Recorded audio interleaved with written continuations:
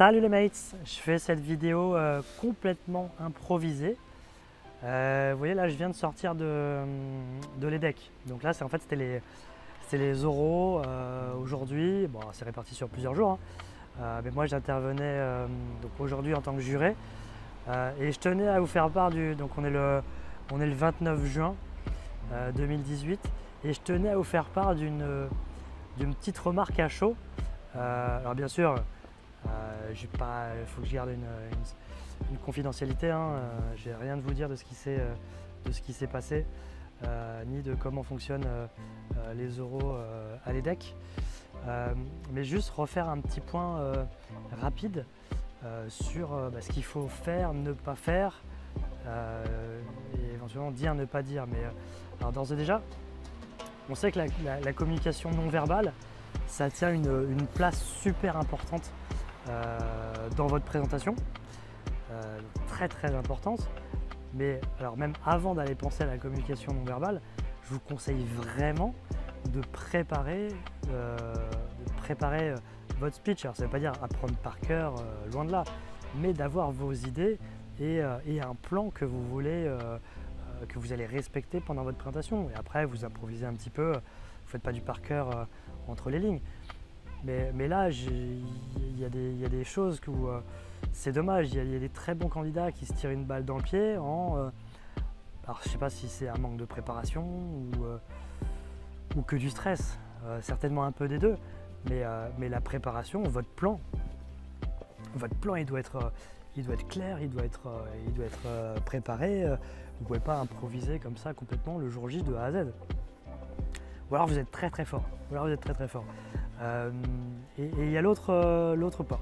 Premier point, donc faire un plan, vous l'aurez compris. Deuxième point, c'est vraiment. Je suis mal placé, je fais des E. Mais la communication non verbale, c'est super important. Vous devez préparer votre speech et après savoir dans votre speech où est-ce que vous pouvez inclure un peu de gestuel, où est-ce que vous pouvez inclure des silences, un peu de sourire, vraiment des choses qui vont faire la différence. Si vous ne le faites pas, c'est dommage. Et si les autres le font, toujours la même chose, à profil équivalent. Si vous ne le faites pas et qu'un autre le fait, c'est l'autre personne logiquement qui sera prise. Donc c'est quand même un petit peu dommage de se tirer une balle dans le pied tout seul. Donc après on ne peut pas tout appliquer de A à Z de ce qu'on apprend. Souvent on n'a pas le temps, on a des examens à côté, etc. Ok, si vous avez 2-3 choses à retenir, c'est tout simplement faire des silences pour recapter l'attention de votre interlocuteur. Ok, donc des silences. Et après, un petit peu de gestuel par-ci pour vraiment accentuer vos propos. Voilà, servir des mains, ça peut être le corps. Alors le corps aussi sur la communication non verbale. Le corps, quand vous allez vous présenter, que ce soit peu importe l'oral, école de commerce, école d'ingé, ce que vous voulez, université, n'importe quel concours, il ne faut pas avoir la bougeotte, tanguer. Ouais, si moi je tangue avec la caméra, vous allez avoir envie de vomir.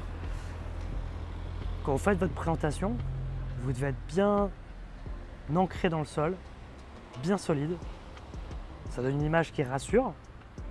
D'accord ? Voilà, vous avez le droit de stresser, tout le monde est stressé sur un enjeu important.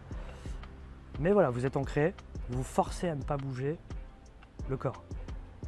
Mais après, tout le message que vous allez faire passer, il passe à travers vos mains, il passe beaucoup à travers le regard. Le regard. Je vais vous faire une confidence. J'avais une formation en interne dans la société dans laquelle je suis salarié cette semaine. Et c'était une formation prise de parole en public. Donc ça tombait à pic, on a revu tout ça. On a revu. Il faut toujours retravailler, il y a toujours des choses à apprendre. Moi, ce qui ressortait pour moi, pour mon cas personnel, c'était bien dans l'ensemble. Dans l'ensemble, c'était plutôt pas mal. Après, là où moi je peux m'améliorer, c'est la gestuelle et la force du silence. Le silence et l'intonation, on va dire la variation de la voix. Pareil, dans un entretien d'oral, la plupart des candidats, ils parlent sur le même ton de A à Z. C'est dur quand on écoute de rester concentré tout le temps. Ce qui marche le mieux, c'est de varier la voix, de faire des silences, d'accompagner avec des gestes et de raconter son histoire. Mais ça, c'est un autre débat. Ça, je l'explique dans toutes les formations qui sont sur le site. Donc si vous êtes intéressé, vous avez le lien ci-dessous. C'est juste dommage, il y a des candidats qui sont très bons et qui ne misent pas assez là-dessus sur la préparation. Et il y a des choses, moi je le voyais, en 2 minutes, je leur donnais 2-3 conseils, ils refaisaient leur préparation, ils auraient été pris. C'est dommage, c'est dommage. Parce que c'est vraiment des petites choses qu'il faut s'approprier et il faut le faire maintenant parce qu'après ça vous servira sur tout le reste de votre carrière. Donc c'est dommage de ne pas prendre les bonnes habitudes tout de suite. Voilà, c'était un peu l'humeur du moment. Désolé, j'ai pas voulu filmer à l'intérieur parce que j'ai pas demandé l'autorisation et je voulais pas que ça me retombe dessus. Donc voilà, les locaux d'EDEC c'est là-bas à l'intérieur. Je sais même pas si j'ai eu le droit de vous montrer ça, mais voilà, au moins vous voyez ça. Et c'était encore super enrichissant de le faire cette année, sachant que en plus c'est un format particulier à l'EDEC qui est pas simple je pense, mais qui aborde beaucoup de points différents, qui nous permet à nous, jurés, de valider tous les aspects d'un candidat.